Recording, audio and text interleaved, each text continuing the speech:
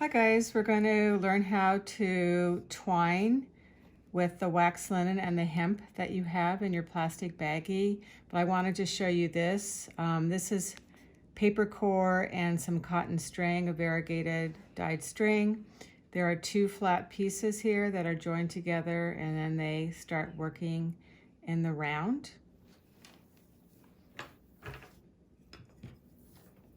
And I started yesterday. So here's my one flat beginning and here's another one, and I'm going to put these together and then bring these up and then start working in the round, very much like we did with the Swedish twine material. It's the exact same process.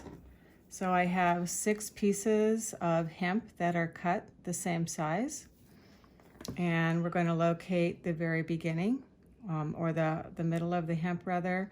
And I have my long piece of wax linen. It's 4 times the size of my arm, so it's fairly long in the beginning. So to start, we're going to attach the wax at the bend. And then when you start twining, try to keep the 2 waxed cords either working away from you or towards you, whatever is the most comfortable. So for me, it's going away from me. So what was on top is going on the bottom now. And I'm holding that open and I'm placing my next hemp warp. Remember, the hemp is the warp and the wax linen is your weaver. So again, I'm going away from me. So the wax linen that was on the bottom is now on top. Place the next hemp. What's on the bottom, what's on the top is going to the bottom and vice versa. So I'm going to do this to all of my 6 pieces of hemp and pull the wax linen snug each time. So you want it to be as snug as possible. And then my last piece. When we get to the end of the row, we're going to turn this. And I'm just going to flip it now. So now I'm always going to work left to right because I am right-handed. So here's my first line of twining.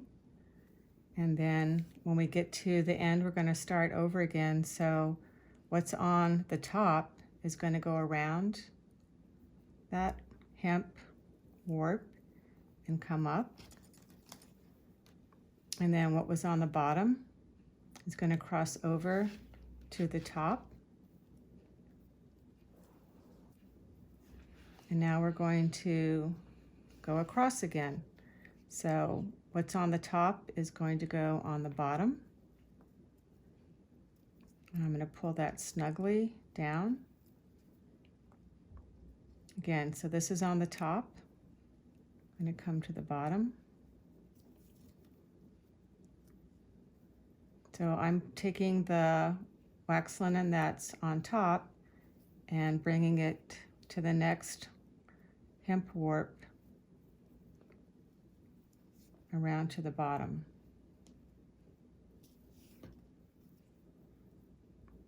And then what we're going to do is, I like to take a T-pin, whatever you have at home. You could use a fine flat nail. You could use a dental pick if you have one. Something strong, and we're going to beat the rows together. So every time you're doing a row of twining with the wax linen, you're going to beat it together. So that's our second row. So when you start out at the beginning, it's a little unstable, but when you start building up the rows, it becomes much more stable.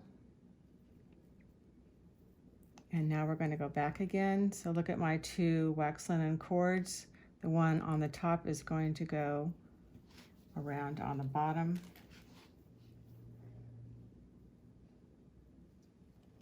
And then the one that was on the bottom is going to come to the top. I have really long cords.